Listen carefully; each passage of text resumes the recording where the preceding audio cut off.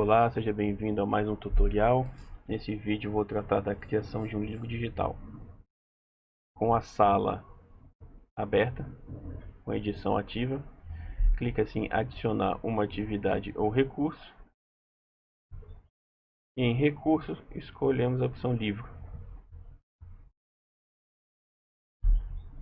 É obrigatório dar um nome para esse livro, então para fins de demonstração, vou colocar o mesmo nome do livro que está na unidade 1 do curso. Então vamos copiar, colar, faltou um L aqui. Na descrição, coloque-se o texto que achar melhor para identificar esse livro. Um detalhe é que a descrição ela não é obrigatória, assim como o nome do livro. Portanto, não há problema algum deixar esse campo em branco. Mas vamos preencher aqui só uma frase simples.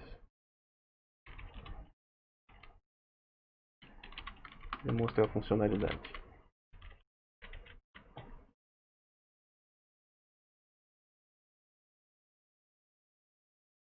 No livro, há uma diferença em relação a outros recursos, porque por ele ser um recurso que possui capítulos, esses capítulos têm opções de formatação.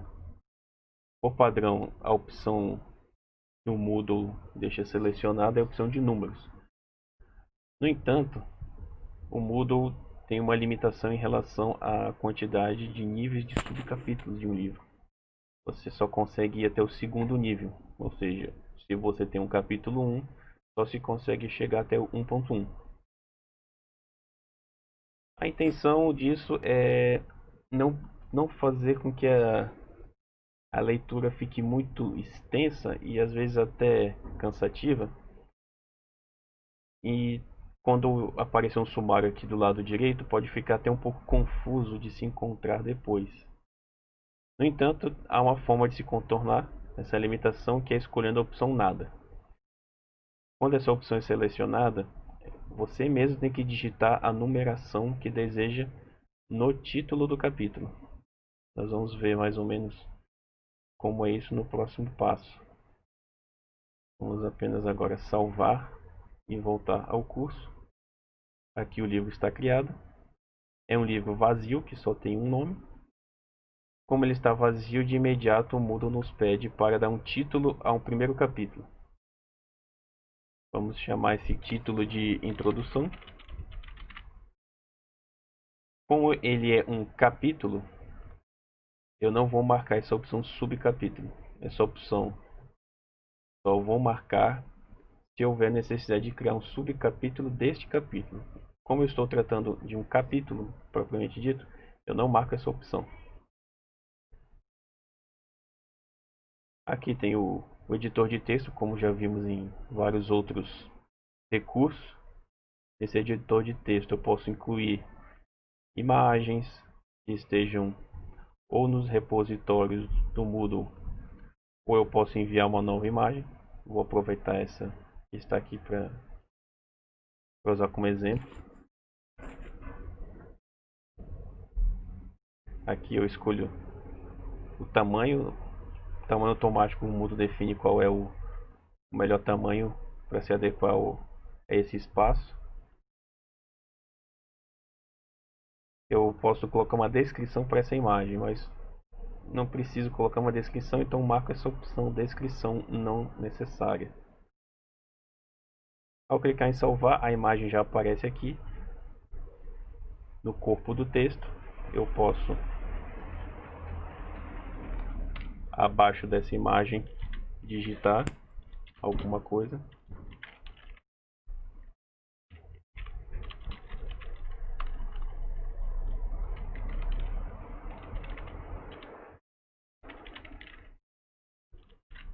Por exemplo, quero citar a fonte dessa imagem.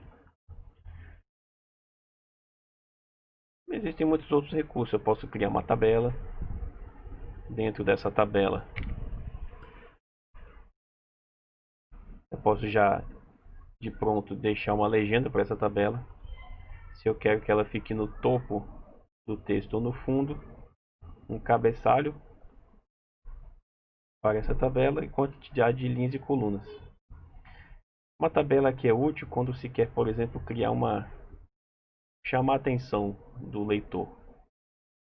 Então, vamos colocar aqui 2 linhas e uma coluna.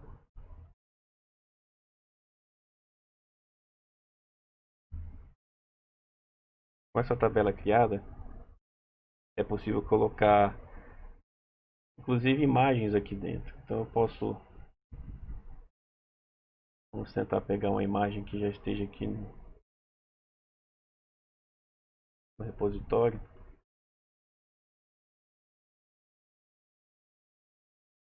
Então, vamos enviar uma imagem nova.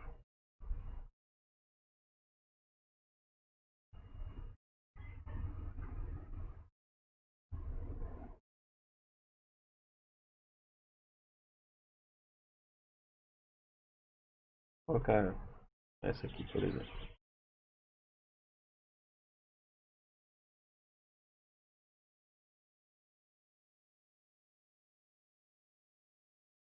A imagem acabou ficando muito grande, mas você pode perceber que em volta dela existe um tracejado. Esse tracejado é a delimitação da tabela.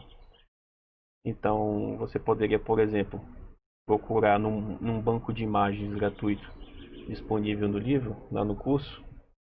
O professor Juliano deixou disponível. Você pode utilizar um daqueles bancos de imagens e procurar uma figura, por exemplo, de um ponto de interrogação, colocar dentro dessa célula e do lado seguinte colocar um texto com uma fonte em negrita ou em itálico, pode colocar em caixa alta. Isso é útil quando você quer chamar atenção para algum item específico no livro, para que o leitor tenha mais atenção e zelo naquela leitura. Você pode, por exemplo, eu coloquei aqui em negrito e em itálico, mas eu poderia também aumentar essa fonte.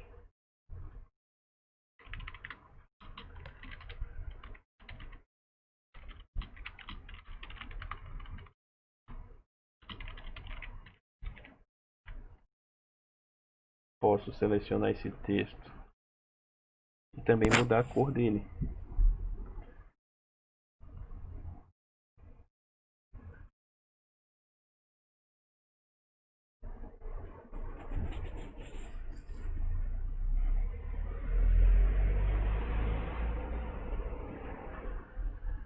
Na verdade, esse editor de texto ele não dá tantas opções para definir cores, mas ele é útil para você fazer chamar atenção.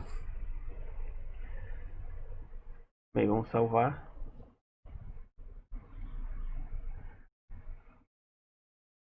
Você pode ver, se aqui tivesse um ponto de exclamação, na verdade o correto mesmo não seria fazer dessa forma que eu fiz. Eu criei uma coluna e 2 linhas. O certo seria uma linha e 2 colunas. Aqui onde está essa imagem seria uma imagem de um ponto de exclamação e do lado um texto de atenção como esse aqui. Bem, uma vez criado um capítulo, note que aqui do lado já vai aparecer um sumário, e esse sumário vai mostrar todos os capítulos e subcapítulos que já foram criados. Por enquanto só tem o capítulo de introdução. Eu posso editar, eu posso excluir esse capítulo se eu achar que ele não ficou bom.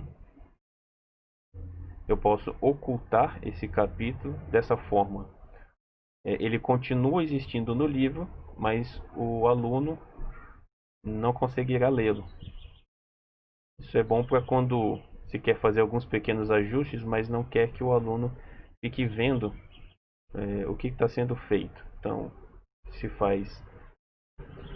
se oculta esse capítulo, se edita e depois esse olhinho que quando se clica do jeito que está aqui, ele vai ficar fechado. Significa que vai ficar oculto.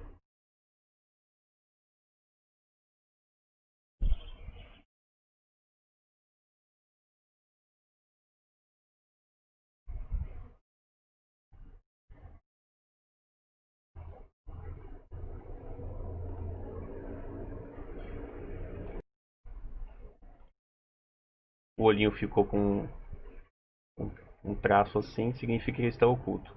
E quando clica-se novamente, ele volta a ficar um olho aberto. Bem, o capítulo está criado. Para criar um novo capítulo, clicamos em adicionar um novo capítulo. Aqui vamos escolher se criamos um capítulo novo ou se vamos criar um subcapítulo do capítulo já existente. Vamos criar um capítulo novo e como lá na configuração inicial do livro eu deixei a opção nada para formatação dos capítulos, eu vou colocar aqui um ponto e o título do livro. Eu ainda não vou criar um subcapítulo. E aqui vou digitar o texto que eu achar pertinente para o conteúdo. Novamente, o editor de textos aqui disponível. Pode-se colocar imagens, pode-se colocar vídeos, pode-se colocar qualquer outro arquivo que esteja aqui no repositório. Pode-se criar uma tabela, pode-se limpar essa formatação, caso tenha se optado por fazer um Ctrl+C ou Ctrl+V de algum outro local. Tem o alinhamento à esquerda, alinhamento central, alinhamento à esquerda, o itálico, o negrito, o sublinhado, o riscado, o sobrescrito, o subscrito e o superescrito. Tem opções básicas de edição de texto, como eu mencionei em outro vídeo. A tabela, como vimos agora há pouco. Inclusive tem opções de inserir alguns caracteres diferentes, que não são caracteres convencionais do teclado português do Brasil. E tem também até uma opção de editor de equações. É muito útil talvez para quem vai ensinar alguma disciplina voltada para cálculo. Mas nessa demonstração simples vamos manter só esse texto mesmo. Vamos fazer então apenas o seguinte. Como pode ser visto, aqui no livro do curso, o professor Juliano colocou um vídeo na introdução.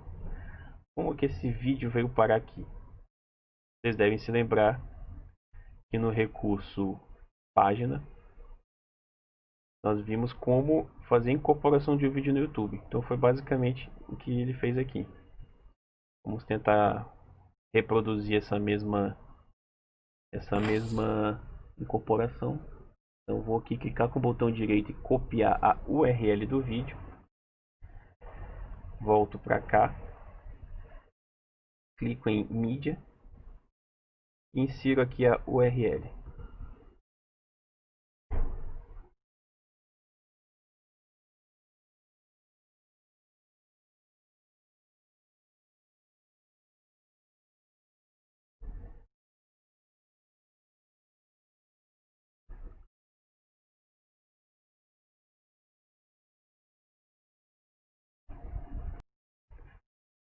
Bom, na verdade, essa URL que está sendo referida aqui não é de uma URL externa, mas uma URL de algum vídeo interno. Então, aquela forma que o professor Juliano fez não foi essa, foi diferente. Foi feita da seguinte forma. Vamos entrar aqui no vídeo no YouTube.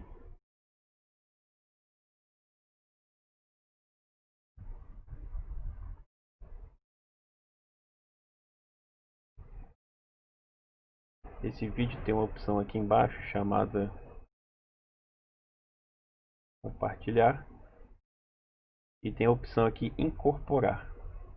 Quando eu clico em incorporar, surge esse código em HTML, que é a linguagem básica de qualquer edição de sites. Então nós vamos simplesmente copiar esse código, voltar aqui para o texto. Vamos utilizar um recurso um pouco avançado, que é clicar nessas duas setinhas aqui de HTML. Como vocês podem perceber, mudou um pouco aqui embaixo a grafia do texto. porque o conteúdo ele está disposto entre o que chamamos de tags. Esses são tags HTML que servem para fazer com que o texto fique formatado e mais legível. Então o que eu vou fazer aqui simplesmente é copiar, já foi copiado lá do YouTube, e vou colar aqui. Nesse primeiro momento fica aparecendo um texto estranho, mas quando eu clico de volta aqui nessas duas setinhas do HTML, o vídeo já aparece aqui incorporado no texto. E quando eu clico em salvar, já tem aqui o vídeo disponível para ser assistido dentro da plataforma, tal qual o professor Juliano fez no livro digital do curso. Claro que ele teve um pouco mais de cuidado, colocou esse vídeo para ficar centralizado, colocou uma legenda aqui, uma hashtag para surdo ler, fez uma transcrição da fala dele. E esse cuidado todo ele fez utilizando apenas os recursos que estão disponíveis aqui. E esses recursos, lembrando, eles não estão disponíveis somente no livro. Todo recurso que tiver uma caixa de edição de texto e tiver esses ícones, podem ser utilizadas na incorporação do vídeo, a criação de tabelas, colocar o texto em negrito, colocar o texto em itálico e por aí vai. Agora, para finalizar, eu vou criar um subcapítulo desse primeiro, que foi criado agora. Dessa vez, eu vou colocar novamente 1.1, lembrando que a numeração ela pode ser automática, mas ela está justamente limitada a esses níveis.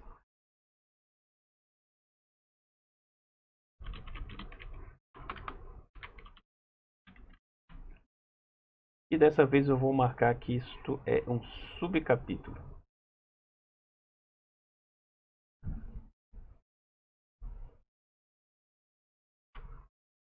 Vou fazer aqui um gerador de texto, para não ficar uma coisa tão simples, tão enxuta.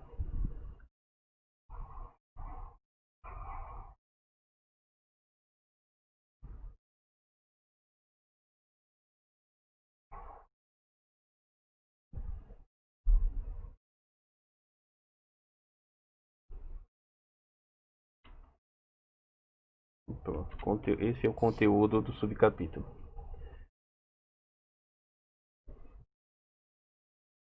Pronto. Quando criar um subcapítulo, perceba que aqui em cima é também colocado a qual capítulo esse subcapítulo pertence. Sim. Aqui embaixo nós temos uma tela de navegação. Essa seta para cima, você sai do livro e volta para a página inicial. Aqui nessa seta você volta para o capítulo anterior. E aqui do lado o sumário. Como nós criamos novos capítulos, um novo capítulo e um novo subcapítulo, surgem também essas setas para cima e para baixo. Qual a utilidade delas? Às vezes, vamos supor, por exemplo, eu criei esse 1.1. Por equívoco, eu poderia ter criado ele e ele ter ficado embaixo de introdução, mas eu não queria que ele ficasse ali. Então, essas setas para cima e para baixo servem para que seja reordenada a posição dos capítulos e subcapítulos. Então, hipoteticamente, se o 1.1 deveria ter ficado abaixo da introdução, que também é um capítulo, bastaria eu clicar nessa setinha para cima. Mover capítulo para cima. E com isso, o 1.1 ele passou a ser um subcapítulo da introdução e não mais do Conhecendo EAD. Bem, pessoal, esse foi o livro digital. Espero que tenham gostado e nos vemos no próximo vídeo.